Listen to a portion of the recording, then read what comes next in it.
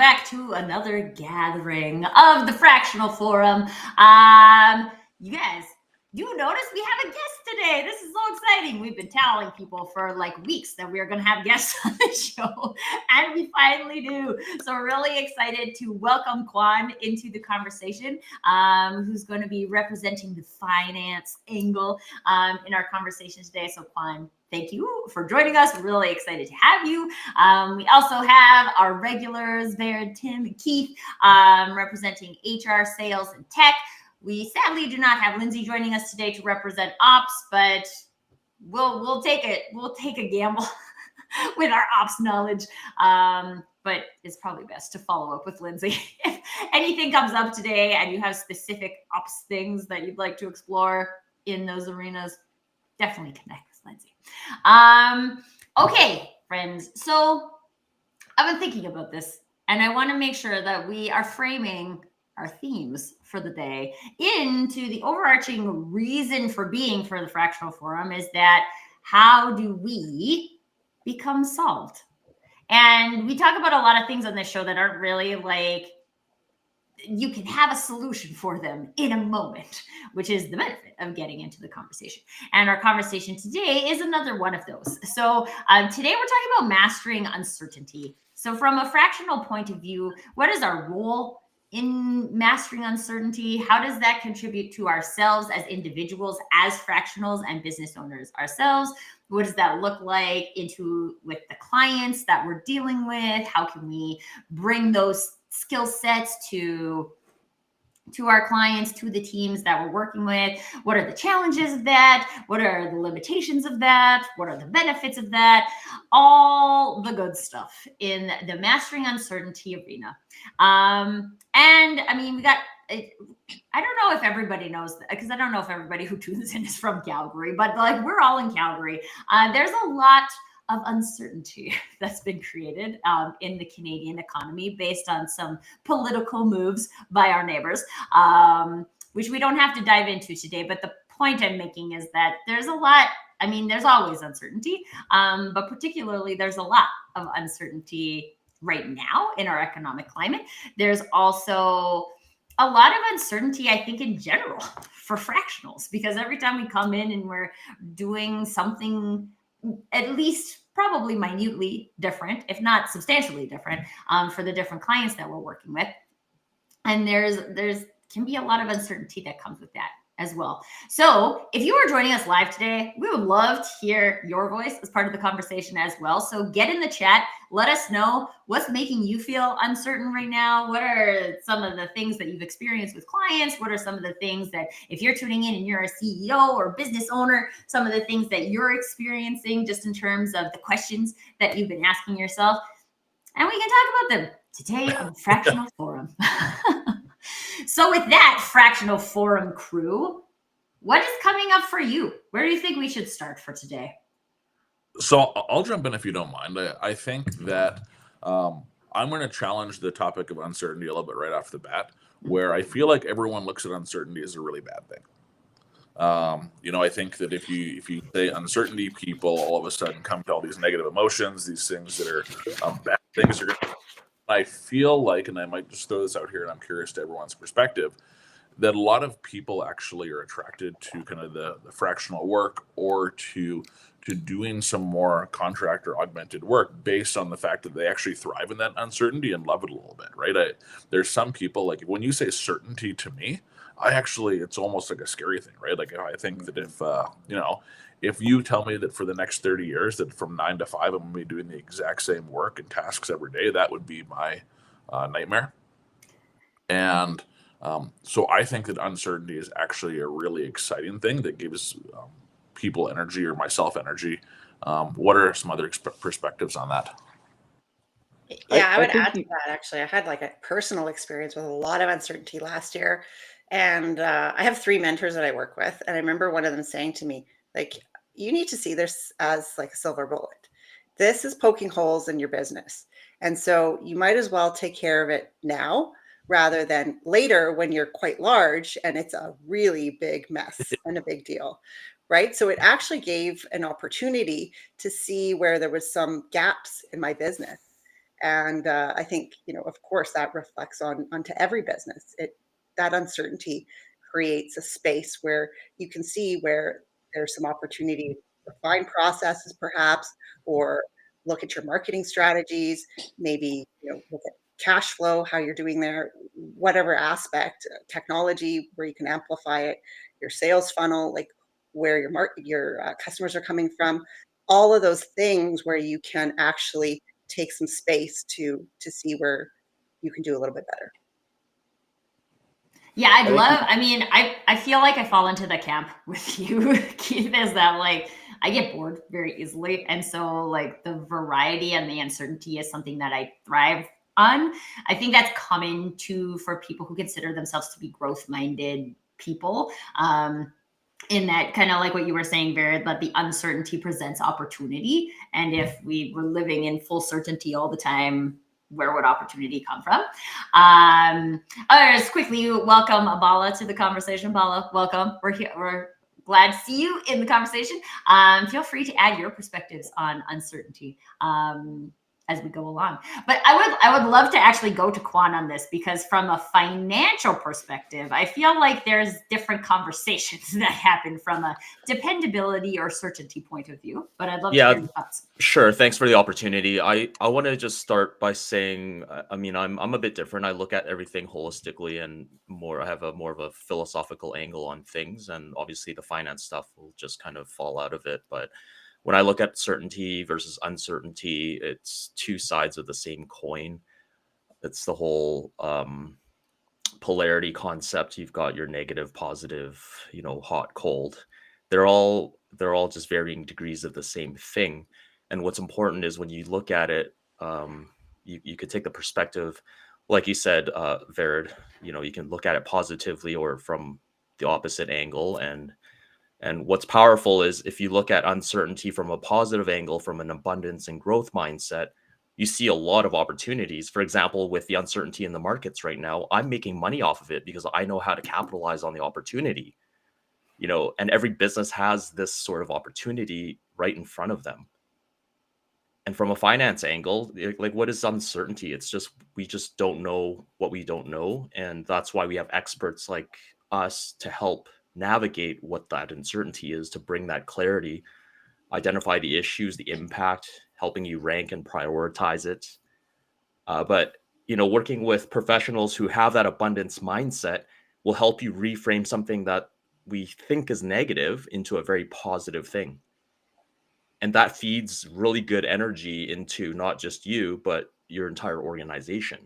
And it changes how you approach your business. Mm-hmm. Right? So with us, once you have that mindset and you know where you're going, you know the opportunities you're going after, and it's not just risk mitigation, you can chase opportunities and capitalize on it. That then flows into what you're forecasting for your business, the resources you need, the capital you need to raise, the excitement you can generate around your business. And all the other fractional professionals who come to work within the organization will get energized and charged up and bring their skill sets and expertise to the table to help bolster everything, take it to the next level. So yeah, it starts with a mindset and how you see things, how you perceive things, and how you choose to process and react. I like what you're saying. Oh, go ahead. I think the theme that I'm hearing and what everybody's saying is that relying too much on certainty leads to complacency. And that can be a death spiral in times of uncertainty, because what you did before isn't going to work in this new era. So having that mindset that you just talked about, Quan, of looking at the situation as, how do I create opportunity out of this? How do I generate conversations out of this uncertainty that's there and take advantage of it, is what's going to lead you to a better place. And everything Vered said a minute ago is, I can look inside too and just go, where do I have some holes? Where do I take this opportunity to kind of go, I got to plug some of these things that are causing holes in my ship so that I can keep sailing and sail through this storm that is going on and get to the other side. Yeah, I want to go to the audience quickly here too, because there's a couple of great comments. William is sharing, if there's always change, plus minus question mark, then uncertainty plus minus question mark will be there as well. The challenge is that we're often unclear on the centric purpose as well as the communication is that's associated with that. So I think that that's really important part of the puzzle too, because we said we were talking about starting with mindset, but there are things that roll out of those mindset components. When we never talk about purpose on this show ever. Just watch any of the episodes and we always talk about it. But Quan, one of the things you mentioned was this, and Tim, you mentioned it as well, is this ability to, like, I don't like the phrase take advantage of. I like to use the word harness, but like harness the opportunity into something. But there's lots of things that could present themselves. And if we don't have good clarity on that purpose of where we're going and why we're going there, and where we would go versus where other people would go, and what opportunities we would harness that other people wouldn't, then we don't really know how to harness that as an opportunity because we don't know where we're hoping to take it. It's like roping a horse and then you like get it and then you're getting dragged along and then you're like, oh no, did I mean to do that?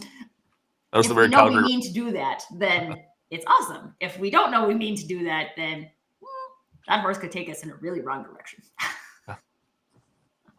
And Bala is also saying here, as humans pre-plan their lives and work, the uncertainty can be harnessed. So I think that's an interesting part of the conversation, because I have a mentor who always says, if you fail to plan, you plan to fail. But I also believe, actually, what the title of the show today was inspired by a book that I read called Mastering Uncertainty by Matt Watkinson. And one of the things that he posits in the book is that what you learn in the planning is the valuable piece of planning, in that, but because of uncertainty, almost no plan actually goes to plan.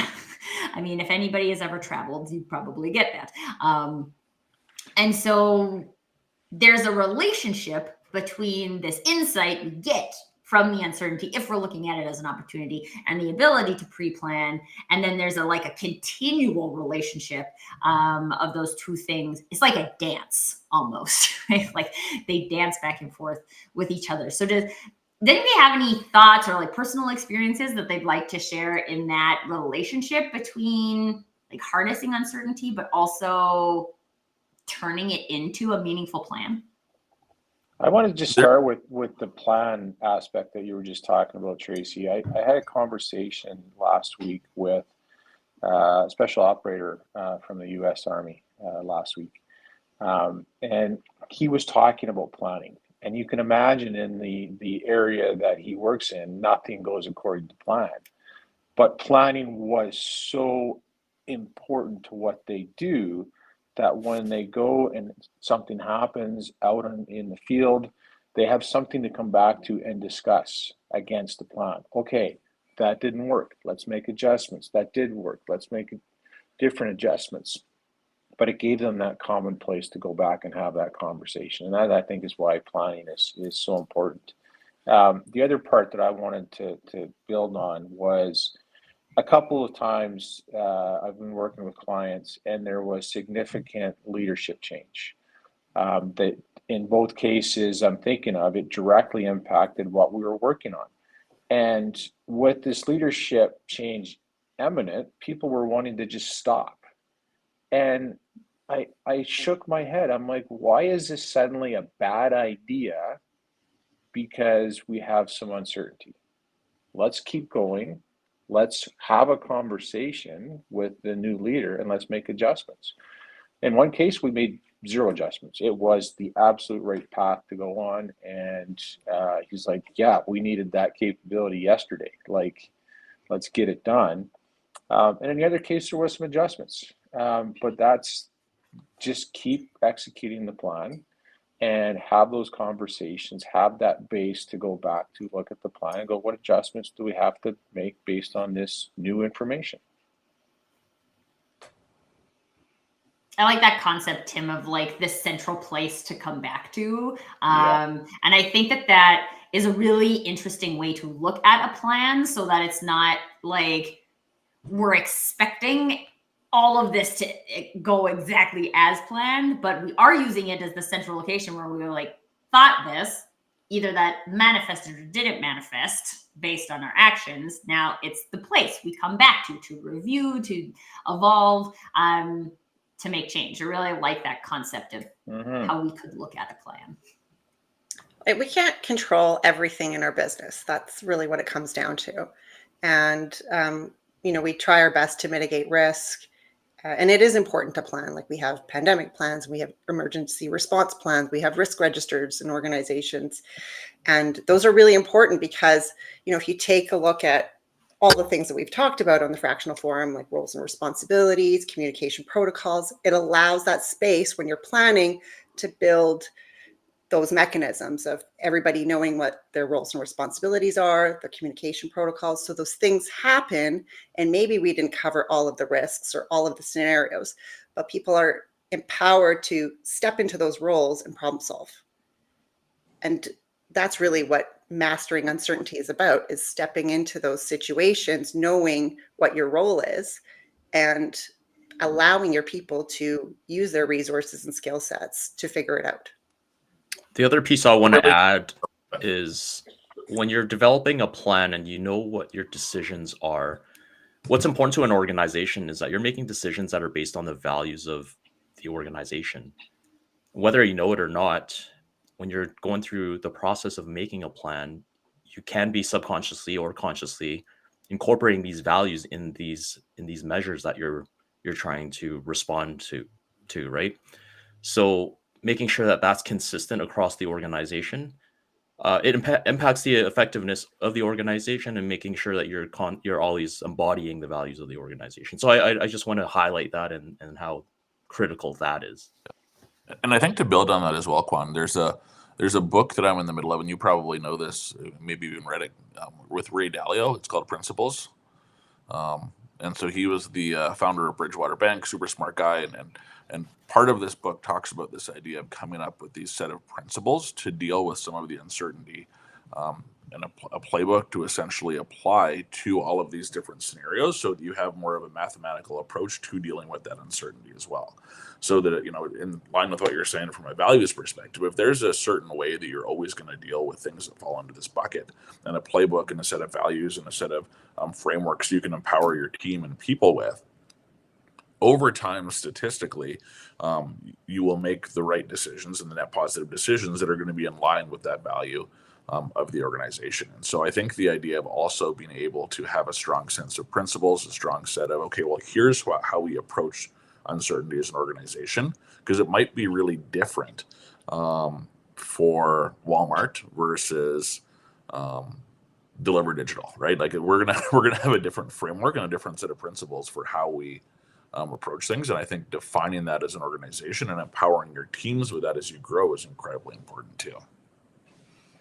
And I think it's really interesting. Again, like, I love these types of things when they come out on the Fractional Forum, because if you look at your communication policies, internal mandates, any kind of documented, it's interesting to talk about the principles, because I think very commonly we use things like values and mission. And I think it can be very easy to get disconnected from those things if they're not like the lived values. And the concept of principle, like, this is what we're going to do. These are our principles. This is how we show up. It's an interesting relationship with values. But also, like, do we have, I'll be honest and say, I don't know that any of the organizations I've worked with have like protocols for dealing with uncertainty, just in like that specific language. And it's interesting. So LinkedIn user, I'm not sure who you are, but if you'd like to share who you actually are in the chat, because sometimes it just doesn't pull it over, we can give you credit for your wonderful thoughts. But is sharing that certain uncertainty often creates fear with clients. I agree that we can help clients turn this into an opportunity. Change management is also super helpful during these times. And I think too, this concept of the like uncertainty principles for the organization can help both with even just that concept, right? Like if we were going to say we are, oh, it's Wendy. Hello, Wendy. Thank you for sharing. If we were going to share, or if we were going to say from an organizational point of view, like we are afraid of uncertainty, then there's probably other things that we put in place to deal with that. But if we're having that conversation, let's say during an interview process, or maybe we even put it on our website because we're bold enough to say it, we celebrate uncertainty. This is what it looks like to celebrate uncertainty. These are our celebratory practices. Here's the other practices, change management and things like that are related to that, communication plans and those types of things. But like, it would be interesting to go into an organization as a team member, whether that's fractional or an employee, and know like, oh, they're like really big on like being bold. And I mean, these are the things also that are interesting too. And like, how does this connect to your values? If innovation is one of your values, you haven't really talked about what that means from an uncertainty point of view. How do we bring that to the world? Also, okay, so you guys are killing it in the chat today. We don't even have to have any conversation. You guys are doing all the work. This is great. William is also sharing, this is a really great point. I think there's a distinction between uncertainty and instant uncontrollable disruption. I think this is true. We often conflate sudden disruptive events like a pandemic with uncertainty. However, uncertainty is more rational, while disruption can amplify, oh, it doesn't show up, but I can read it here, can amplify irrational reactions. This distinction underscores the need for mindset sustainability, recognizing the spectrum between fixed and growth mindsets. Oh, does anyone want to jump on that? I do. I want to jump on that because I agree 100% with what William just said here, right? Is those are different things. I will say I think they're on the same spectrum, disruption being on the very extreme end of that. And I really like what Kwan said a little bit about that mindset thing is you are dealing with uncertainty every single day. You have that mindset of how do I deal with that? Disruption is a crisis. We need to put all hands on deck, figure out how we deal with that. But you've built up some of those muscles in dealing with uncertainty. And you're able to kind of go, okay, this is massive. We need to really strengthen and flex those muscles that we built up and deal with the disruption that's in front of us. I think, Keith, to what you were saying about principles, gives you some guidelines on how we're going to deal with that. And those are really important. I kept thinking about when you're talking about principles, I always forget what it's called, but there's that red car syndrome. You buy a red car and then suddenly you're seeing red cars everywhere. Defining your principles, defining your ideal client profile, your ICP helps you see those red cars everywhere. And that doesn't matter if it's good times or uncertain times or disruption. You have those kind of guidelines. You have that eye out there looking for those opportunities that fit your principles, your organization, your skills, and what you can deliver on. Yeah, I just want to also add, uncertainty and disruption is different for every person and every organization. So if something's uncertain for you, it may not be uncertain for me because maybe I've dealt with the challenge before. Maybe I've done the work to know how to navigate the uncertainty. So because I have more clarity, it's no longer uncertain to me.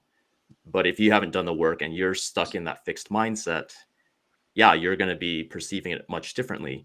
Also, in the tech space, if I'm coming up with new technology, something that's groundbreaking, I'm the disruptor. Do you think I'm going to be the one being disrupted? Probably not, right? So just realizing that reality changes how we look at things, certainly. Chris McLeod is confirming that it's called red car syndrome. Okay. Sometimes So I don't have to scratch my head anymore about what it's called. Thank you, Thanks, Chris. I'm just going to add, I actually don't think you cannot function in our world with a fixed mindset anymore. I mean, just right after the pandemic, there were so many of these seminars about, our new reality of functioning in this VUCA world. And we're seeing it. We're seeing the level of disruption escalating, and it's not an option anymore. We have to just roll with it. And the expectation is we are going to live in this world of uncertainty for a very long time, and we have to adapt.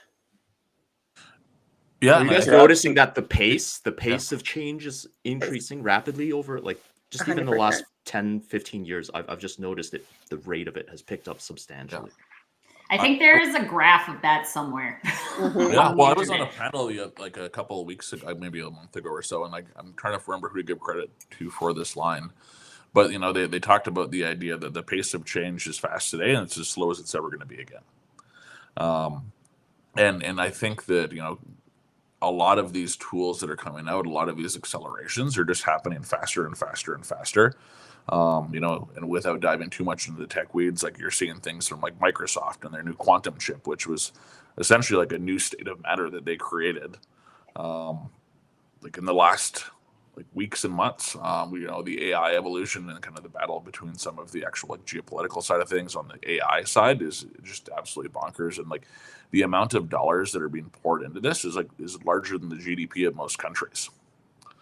And this is the technology side of things. It's driving a lot of this uncertainty. You have a lot of the political things that are driving uncertainty. The world is changing really quickly, and I believe that we're starting to see the impacts of that. And Barrett, I'd be curious on your perspective from an HR and people side of things. And there's so many different people that have had maybe traditional career paths that have spent the last 25, 30 years building in a certain way, and are arriving in their point, and they're looking at kind of the back nine of their career and being like, holy crap, I don't see that path in the same way anymore. Mm-hmm.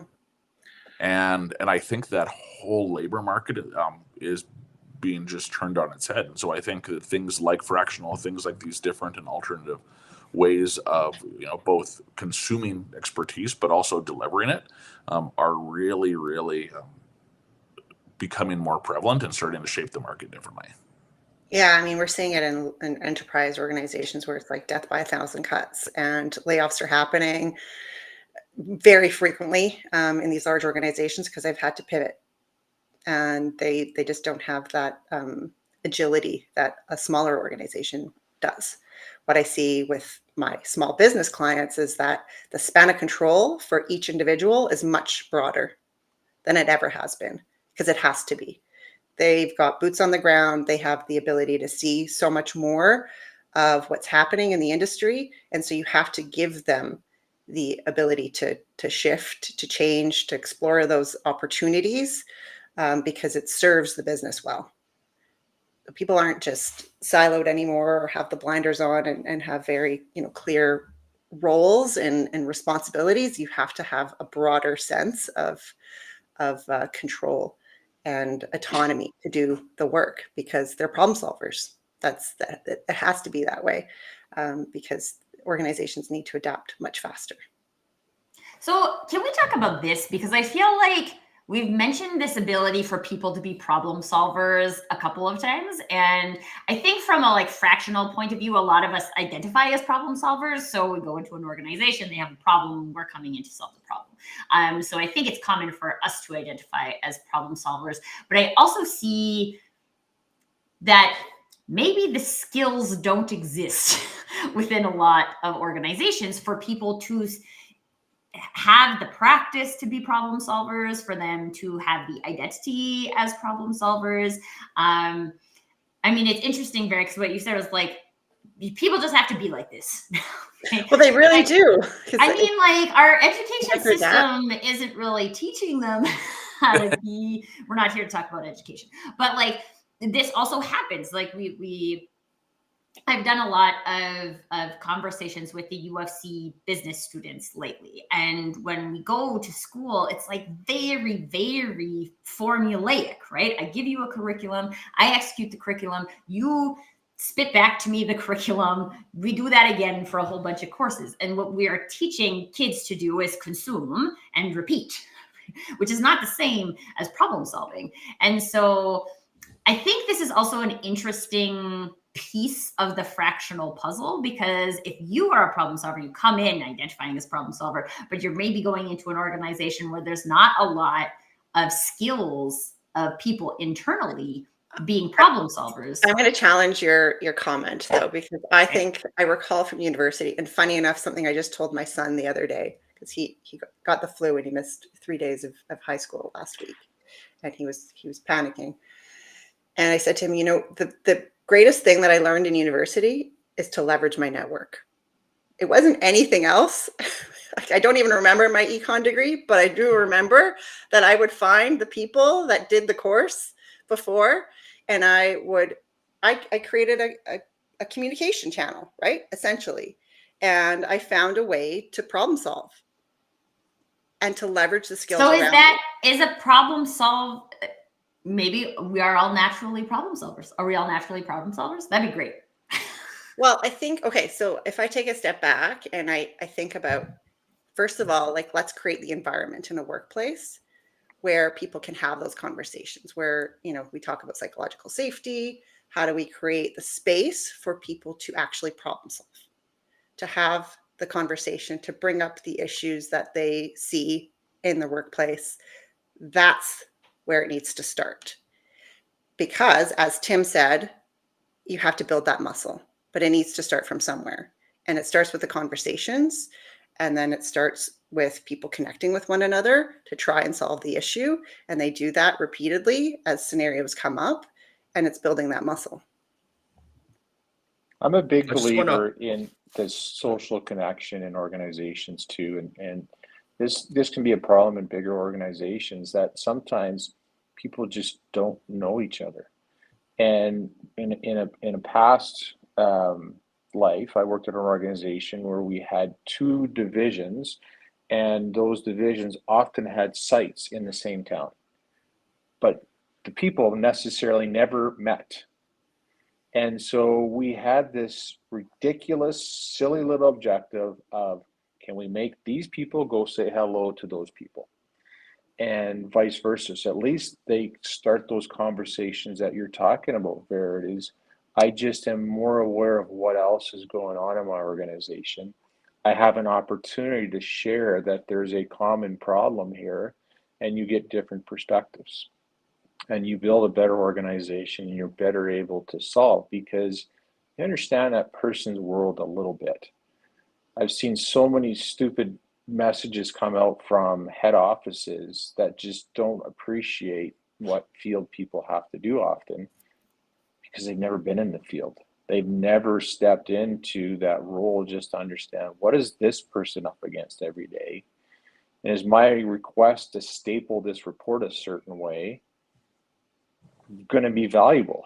And it's just really making sure that people create those connections and create that understanding to be able to solve those problems. I think you're really onto something too with that idea of combining those different perspectives. There's a quote. What is it?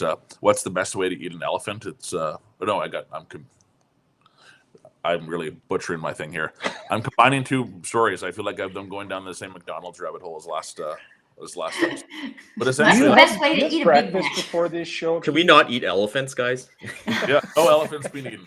But like there's a meme, or I don't know what it is, where there's all these perspectives of the elephant, and no one quite knows what it is because they're so close to it. And the only way you can actually see what it is by zooming out. I'll find it. I'll put it in the comments. Oh, it's the one where it's like one person thinks that an elephant is like a snake because it's only feeling the trunk, and one of them feels like it's like a tree because it's feeling the leg. And yeah. Thank you for helping explain my analogy. But I think that, like, in organizations, everyone's been so hyper focused on efficiency of very specific tasks, especially as organizations get bigger and bigger and bigger. They're like, okay, here's the widget, here's the button you press, 400 times a day. Do not press any other buttons. Press this button and get really good at it. And I think that siloed nature is did create some bursts of efficiency. But as you start to get towards a new world where all of a sudden you can have a machine or AI or whatever it is, press that button faster, more consistently, the ability to be able to see all the buttons and is really important, and the ability to zoom out and, to Tim's point, see all those different perspectives is critical in order to be able to actually start to move forward, because the button pushing is the thing that's going to get automated. Right.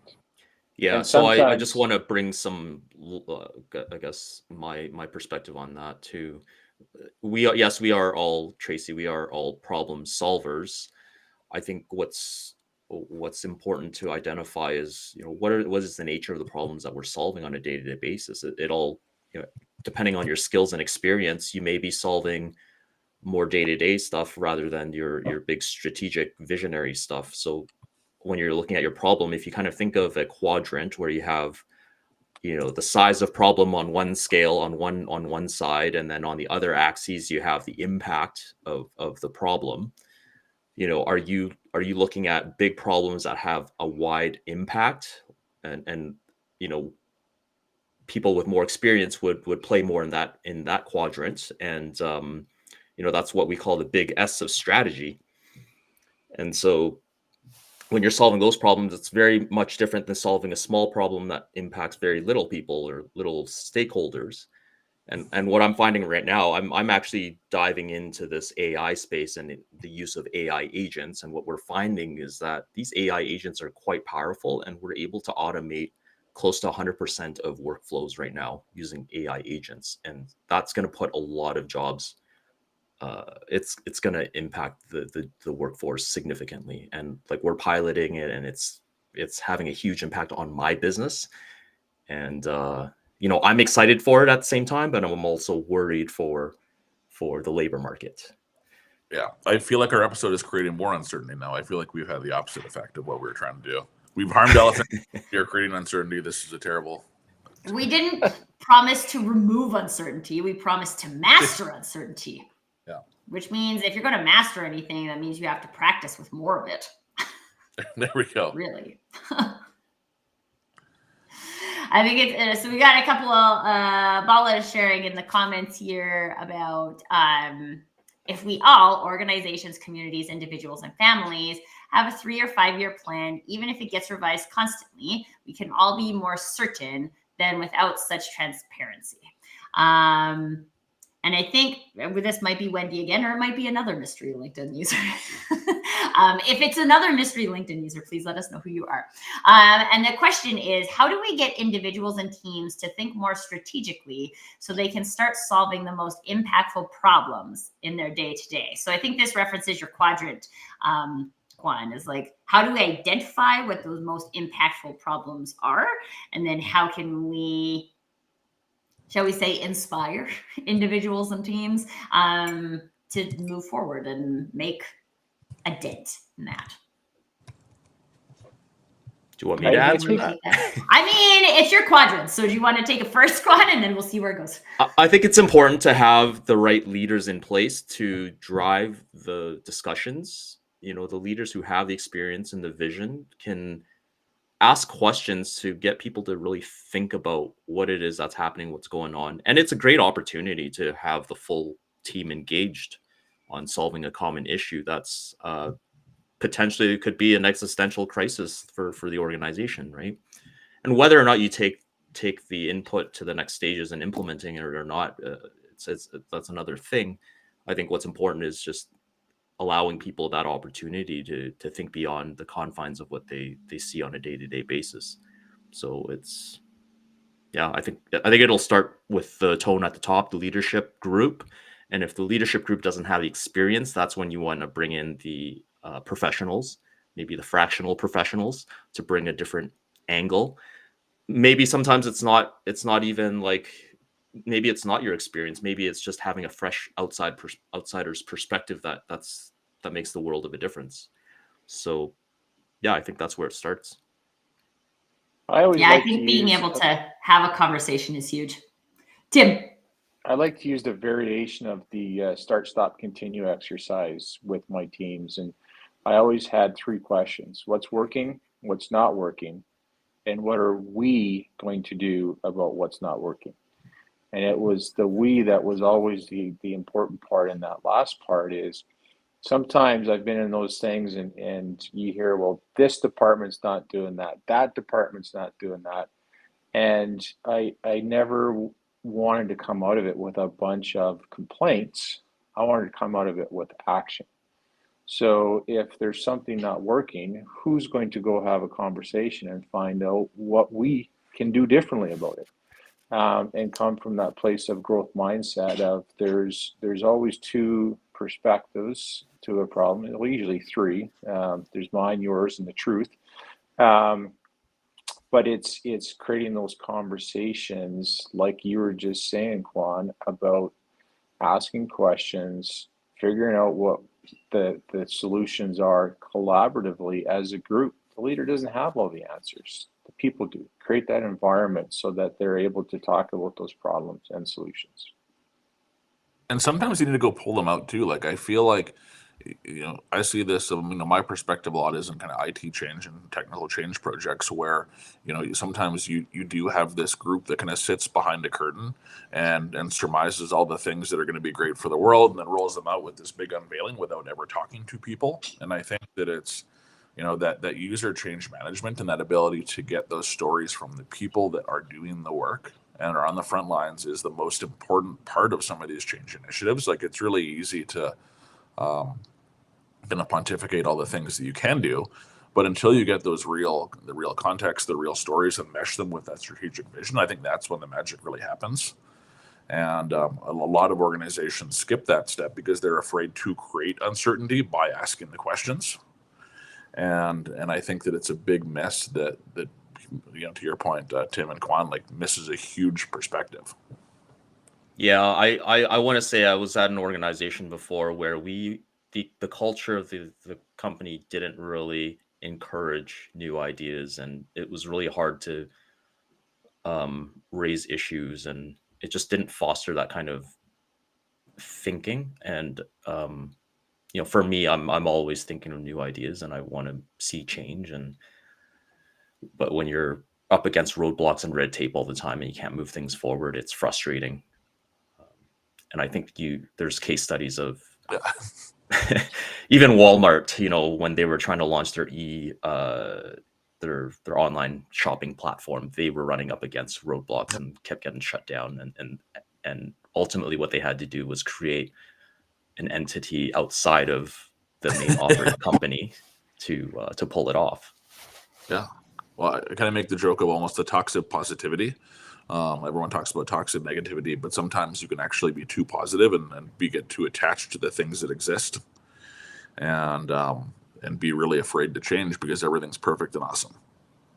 And it sounds like the experience that you might have been in, which is just, it can be it's good for a very short amount of time, but can run out of its runway real quick.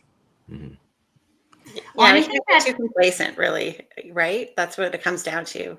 And we constantly have to ask questions of like, what's working, what's not, what's tricky, what's happening, right? And we've got to continually pivot. Change is not something that you figure out, okay, this is a project and we're going to do X, Y, and Z and just set it and not ever circle back. It's continual tweaks and changes and asking questions and staying curious and involving the people that are doing the work, because that's really important too. They have a different perspective and feeding that back into the plan to change.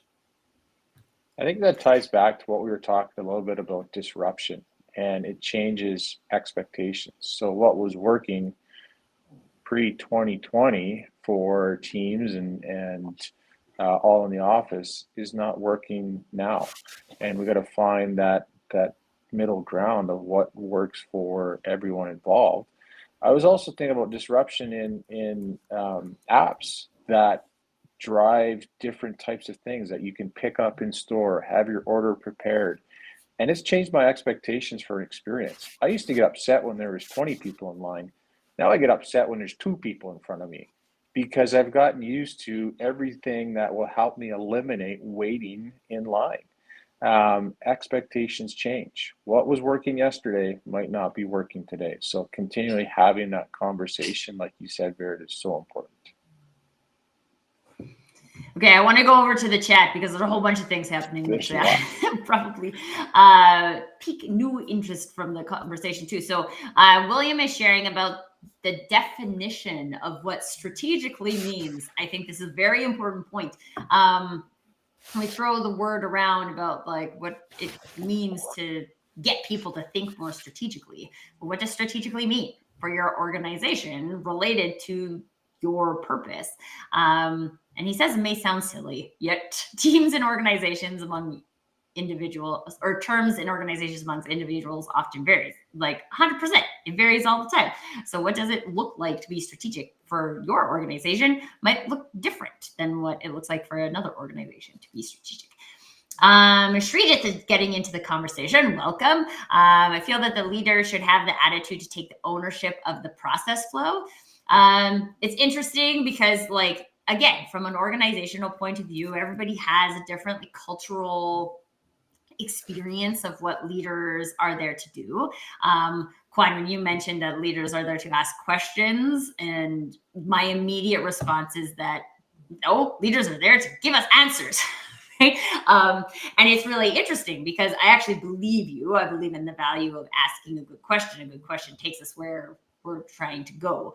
But I think a lot of times, especially in times of disruption, leaders get the role of answering questions instead of asking questions. And it would be really interesting from a uncertainty principles point of view, if part of their response to disruption was to ask more questions instead of to answer more questions. Zane is also getting into the conversation. Oh, yes. Go ahead. Go ahead, Quan. Yeah, just where I was coming from with that is just the whole concept of empowerment. So empowering the team, giving them the opportunity, because as a leader, what is your objective as a leader? It's to me, a good leader is someone who brings up the next generation of leaders. That's how I see it. Like, you want to show up on the top of the mountain with other leaders. You're not trying to drag people along behind you to get to the top of the mountain. Yeah. So that's my perspective on leadership. And I believe in servant, like my approach is more of a servant leadership style. So that's kind of, just to give some light or context to my perspective. Yeah, I totally agree with that. And I think this also ties into what Zane is saying here about how to build solid relationships among teams and solving complex problems further leads towards accomplishing data-driven results for long-term growth. So we want to, like, if we're saying we want data-driven results, we want long-term growth, or any of those things that maybe in our episode against banning revenue goals, we talked about, there's a lot. I think it's even just interesting to define, again, like on that quadrant, what is a complex problem? And when we're looking at complex problems, such as these shifts that we're not, quote unquote, recovering from in terms of our customer experience or pickup expectations, how are we building those relationships, and what role does the leader have in facilitating, enabling those relationships to solve those complex problems? Zane also adds here, streamlining the workflow efficiency by leveraging AI. This is something that 10 years ago wasn't a thing. It is now. AI is not going away. We can try and bury our head in the sand, but we are just going to get drowned by sand. That's not going to work. And William just has some framing here. He agrees with your questions, Tim, and adds some slight variations to add more value. What's working or going well? Where are we getting stuck or plateauing? What would we do differently until next time? So again, sometimes like simple reframing from a question makes it sound like, oh, that's a question I would ask, or not a question I would ask. Do you see the red hair here popping up? Yes, there's now a small child in the room. So just as we start to wrap up the episode, what are, as we talked about a lot of different things here today. So let's go around the room and just give everybody an opportunity in this topic of mastering uncertainty and the role of fractionals. What are the things that are most important for our people to take away from today? We'll go with varied and then around. That uncertainty is not a bad thing. It actually can be a really great thing for your business and highlight some opportunity. And as I've said probably a bazillion times before, but the problem is not yours alone. You have a team and they're resourceful and they can problem solve with you. And I would say that your good ideas, keep moving on the things that you want to move forward. Is uncertainty doesn't mean freeze. And so it does mean adjustment, going back to the plan and saying, what do we need to adjust here? But it was a good idea before. Why is it suddenly not a good idea? And make sure that you're moving things forward that need to move forward. I will say that if you're not uncertain, then you should be finding ways to become more uncertain. So I think that we haven't talked about it much today, but I would use the fact that you're uncertain about something as an area that you're pushing your boundaries and you're finding a new way to stretch or be uncomfortable around something.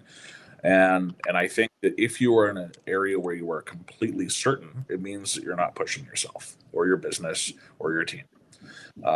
And so I think that finding out the uncertainty and being comfortable being uncertain is a really important skill to harness and area to find yourself in.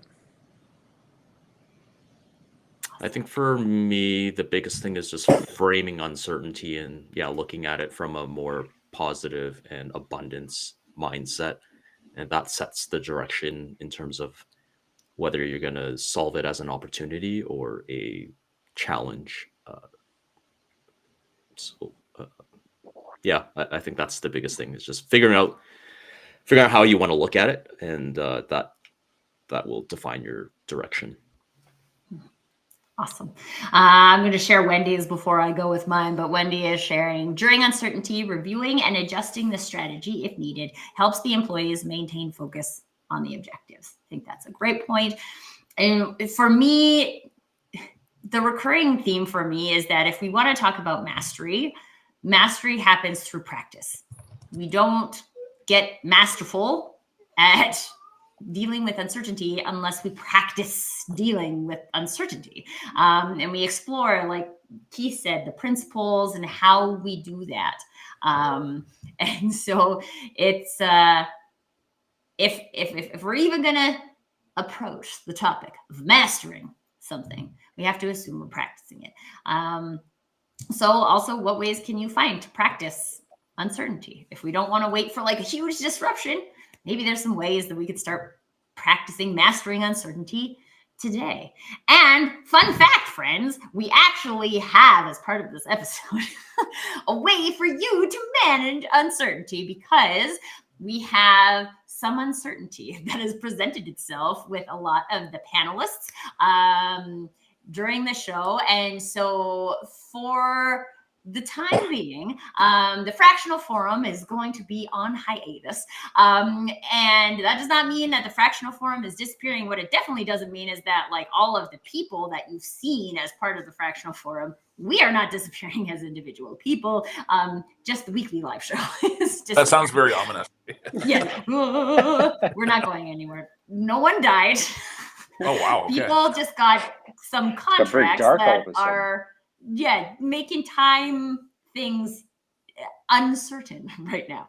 And Lindsay is going on vacation to Japan for a few weeks, and like, that's not uncertain. It's just awesome, but also impacts the Fractional Forum. And so I would encourage you, one of the things we always wanted to encourage with the Fractional Forum is to get into the conversation. So first of all, I want to thank everybody for getting into the conversation in the chat today, because we have so many people in the chat. That is wonderful. It makes the conversation much more robust. But just because we don't have a live show on Wednesdays at 9 a.m., which would be very certain for you, doesn't mean that the resources are not available to get into the conversation to talk about how we become solved. And how you can tap into that is through conversation. So we would love for you to reach out to us individually. We would love to continue the conversation with you, whether that's about mastering uncertainty or a specific uncertainty that you're dealing with in your business that is relevant to the areas in which we have more practice, aka perhaps more mastery. So we will not, because I always say at the end of the show, we'll be back next week on Wednesday at 9, and we won't. We will not be back next week on Wednesday at 9. But we would love to continue the conversation with each and every one of you. So get in the conversation, get into the conversation with each other. And make sure you stay there if mastering uncertainty is one of the things that you're trying to do. See, this is how I practice, folks. I have a 6-year-old who is sick and then uncertain what he's going to do, even though I have the on live sign on my door. With that, I want to say a big thank you to the panel for today, especially big thank you to Kwan joining us as a guest. Thank you so much. You added a lot of value to the conversation today. Tim, Barry, Keith, it's always a pleasure. This is Nicholas, for anybody who's wondering. 6-year-olds are actually surprisingly good at managing or mastering uncertainty. So maybe we just have to revert back to that time of our lives to get some more practice as well. With that, everybody, we hope you have a lovely rest of your day, and we'll talk